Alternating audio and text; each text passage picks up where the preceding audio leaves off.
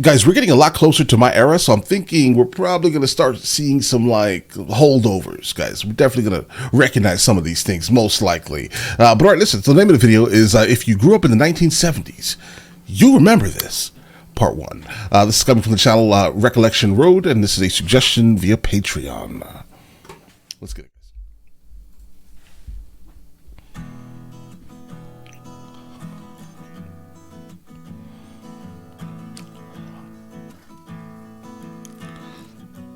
For those of you who grew up in the 70s, it was the sweetest time to be alive. This was an era in which many of us spent time in a wood-paneled, shag-carpeted rec room where we listened to 8-track tapes. It was also the decade of polyester and bell-bottom jeans, of Watergate and the end of the Vietnam War, and the beginning of summer blockbuster movies. Let's take a step back and look into some of those quintessential moments of growing up in the 1970s. Shag carpeting really did look hideous, but it was also surprisingly comfortable on bare feet. After all, you could lay on the carpet and make angel patterns on the living room floor. Shag carpet? Beyond the soft touch, it also came in a variety of earthy shades, from rust orange and moss green to sunshine yellow and sky blue. On top of those shag carpets were most likely couches or decorative pillows upholstered in big floral prints. And covered in plastic, I'm sure. But also, what exactly is a shag carpet and how do you clean it? I'm sure the average vacuum is not going to be able to clean those extremely long, looks to be threads of carpet. Let's also not forget about the macrame owl you had hanging around the house too. Okay, no. This decade will always be remembered for the very first home video game, Pong.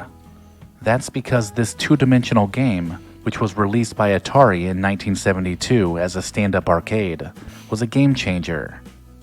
It was meant to be a computerized version of table tennis, which involved a white dot slowly bouncing back and forth between two white lines, known as paddles. If you loved playing Pong, then you most certainly remember destroying enemy ships in the arcade game Space Invaders, which was released later in the decade. All right, guys. Listen, it's getting close. Like I said, it's getting close. But, yeah, this is still foreign.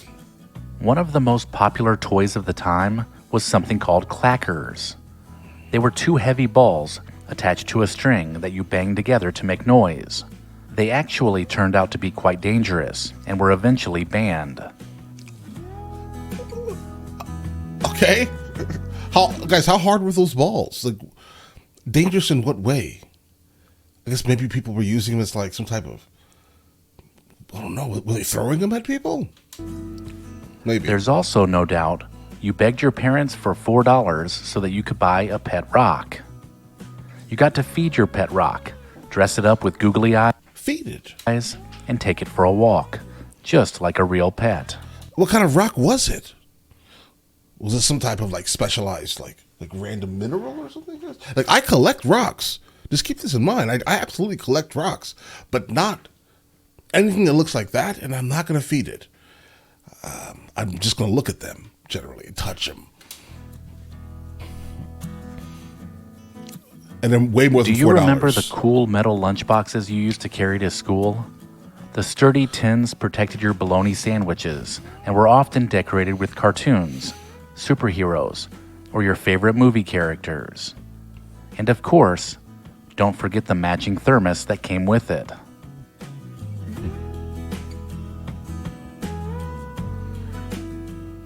In the 70s, every kid seemingly wanted to look like Adam Rich from the TV show 8 is Enough. So they made their parents give them a bowl haircut. If you're unfamiliar with the bowl cut, it's exactly what it sounds like. Mom would put a bowl over your head and use scissors to cut around the edges. The resulting distinctly 70s haircut made it seem like you were wearing a salad bowl as a hat. But if it was good enough for baseball player Pete Rose and Olympic figure skater Dorothy Hamill, it was good enough for anyone. Okay. I mean, listen, that looks fun. Like the the whole strategy and actually that you have to kind of go through to kind of create that thing, that's also spectacular. Bring that back for the memes, guys, for the memes. Who could forget the educational animated shorts that popped up during your usual Saturday morning cartoon lineup? Without you realizing, Schoolhouse Rock taught you timeless lessons about grammar, math, politics, and science. The cartoons were funny, and the songs were catchy. I'm sure you can still sing the whole Conjunction Junction, What's Your Function song without missing a beat. I will say, though, based off of what this sounds like, it sounds like that everyone was probably watching it, because if I think I recalled another video and they said that they had like 3 channels. So that means everyone was probably watching this. And it seems educational. I like math, science. I see a bill. I'm guessing the Bill of Rights, maybe. That's actually a great thing to teach the kids. Unfortunately, we now have thousands of channels, and no one would ever see anything like this, right? Maybe that's why we are the way we are these days, right? Nothing with the Kardashians on TV. Or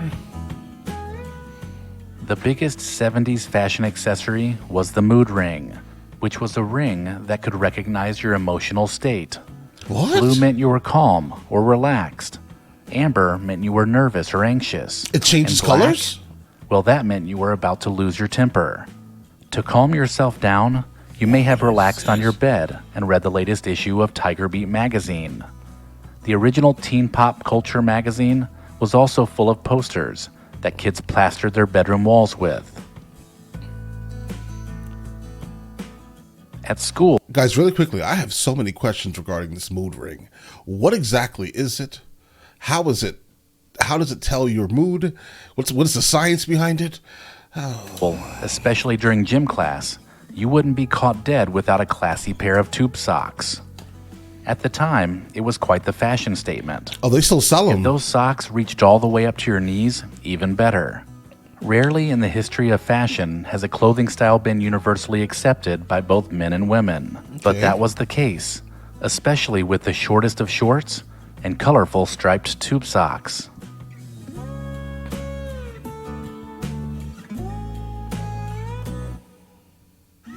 All it took was one seriously terrifying movie, Steven Spielberg's Jaws, to keep an entire generation of children out of the ocean. Jaws made its big screen debut in the summer of 1975, terrifying a nation with a 25-foot mechanical shark and crystallizing the concept of a summer blockbuster. It made children and adults alike scan the water for signs of a shark fin anytime they were near the ocean. Bro, no spoilers. I have to watch that movie. When Star Wars first hit movie theaters in 1977, it was unlike anything the world had ever seen. It was immersive, and the special effects were groundbreaking. If you ask anyone who saw the original Star Wars in theaters about their experience, they'll probably be able to tell you every little detail, right down to how long they waited in line. What's funny is I don't even think the original version is like available anywhere. I guess if you find like a VHS, maybe you could probably get the original or close to it at least, because the version that I reacted to on my my movie reaction channel was definitely not that. For many kids, Star Wars defined their childhood. Kids were absolutely obsessed with the movie franchise, and they wanted every Star Wars toy that was released. Do you remember learning how to do the hustle for the very first time? The song came out in 1975, and everyone immediately wanted to learn the dance. The YMCA and the chicken dance also originated during this time, and they too led to crazes that saw everyone performing the dances together. Guys, communal dances are always going to be fun and extremely infectious.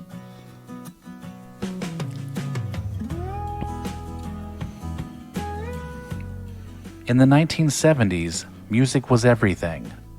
You wouldn't just fan over your favorite bands, you'd play their records on repeat and tape their faces all over your bedroom walls. You may have also grown to love 8-track tapes. These devices gained steadily in popularity because you could take them with you, and many car makers even included an 8-track tape player in new models of their cars. This meant you could listen to whatever you wanted while you cruised the streets of your hometown.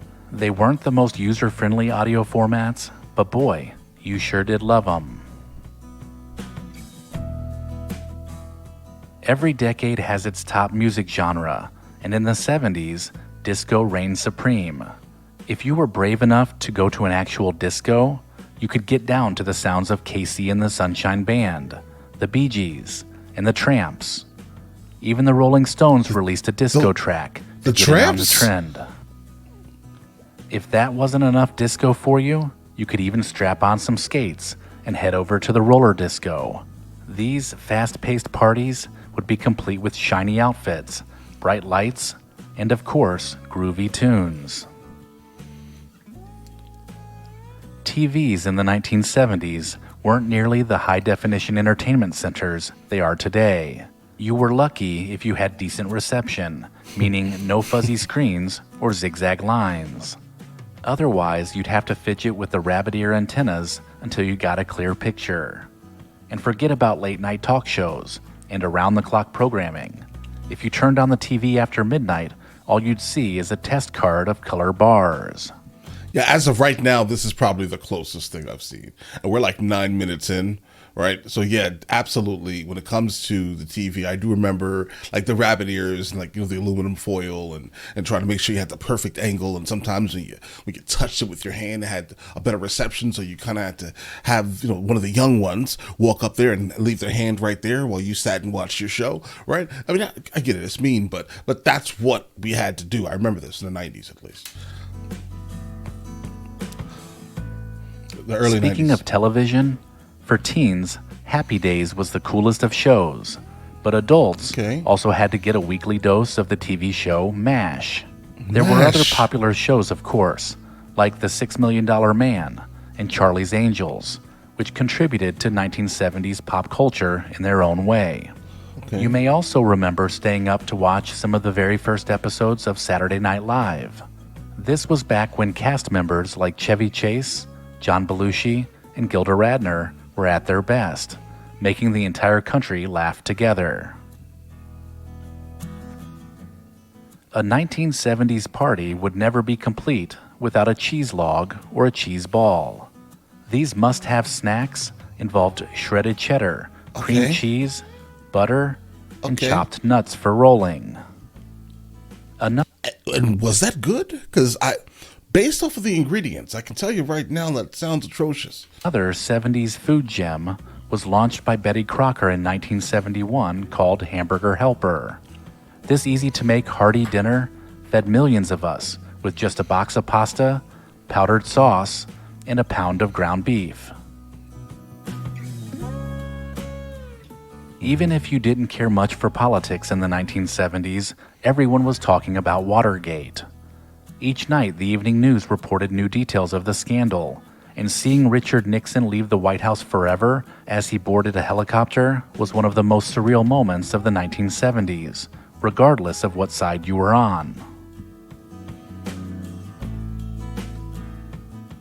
The 70s are filled with many fond memories, all of which take us back in time to a place that is familiar but fading.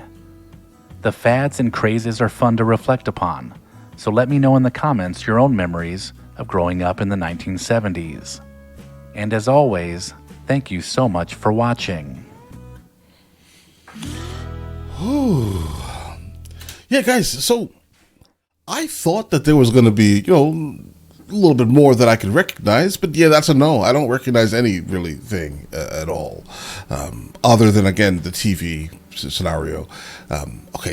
So yeah, I need to wait till we get to like the 90s. I'm sure that'll be coming soon. Based off of how often you guys are suggesting these, I'm going to go ahead and guess that these are that the 90s hopefully should be coming soon, or the 80s, at least something that I can gonna recognize at least, right? But all right, listen, you guys all have an absolutely amazing day. Enjoy your day thoroughly.